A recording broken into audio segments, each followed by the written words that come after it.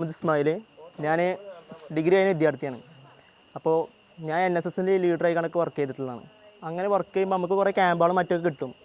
പക്ഷേ ഞങ്ങൾക്ക് natural camp കിട്ടിയാലും ഞങ്ങൾക്ക് പോകുന്ന ക്യാമ്പിൽ പറഞ്ഞാൽ വെറും കാട് കാണാൻ അത്ര മാത്രമേ ഉള്ളൂ. പിന്നെ ഇവിടെ ലണ്ടാന പറഞ്ഞ സ്പീഷീസിനെ കുറിച്ച് പറഞ്ഞല്ലോ, ഇതൊക്കെ കോളേജിൽ നാച്ചുറൽ ക്ലബിൻ്റെ ആൾക്കാർ കോളേജിൽ അലങ്കാരം ഇതായി കണ്ട് കുഴിച്ചിടുന്ന സാധനമാണ്. ഓല് ഇതവിടെ പ്രൊമോട്ട് ചെയ്യുന്നതാണ് ഞാൻ കണ്ടിട്ടുള്ളത്.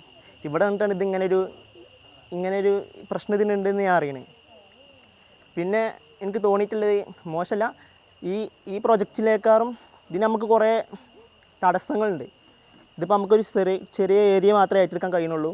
മാത്രമല്ല ഇത് ഞാൻ ചോദിച്ചപ്പോൾ മൂപ്പർ പറഞ്ഞ് ഇത് ഉള്ളിലേക്ക് നല്ലപോലെ ഉണ്ടാവും, അവിടേക്കും നമുക്കൊന്നും ചെയ്യാൻ പറ്റില്ല എന്നുള്ളൊരു ഇത് പറഞ്ഞു. പക്ഷേ ഇപ്പോൾ ആ നാടുകാണിൻ്റെ ഒരു വിഷയം റീക്യാപ്ചർ എടുത്ത് ഏറ്റെടുത്തിട്ടുണ്ട്.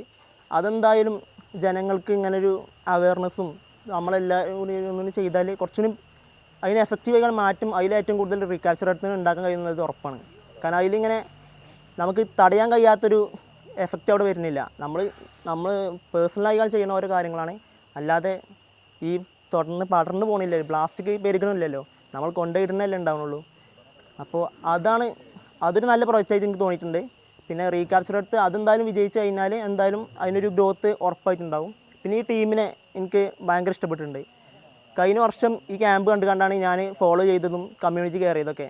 ഈ വർഷം ആ ഫസ്റ്റ് ക്യാമ്പിൻ്റെ ലിങ്ക് ഞാൻ 2 ദിവസം കഴിഞ്ഞിട്ടാണ്, 1 ദിവസം വൈകിട്ടാണ് ഞാൻ കാണുന്നത്.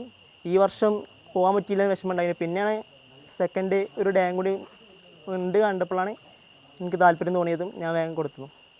എന്തായാലും ഈ ടീമിന് ഞാൻ പ്രത്യേകം അഭിനന്ദനം അറിയിക്കുന്നു. താങ്ക്സ്.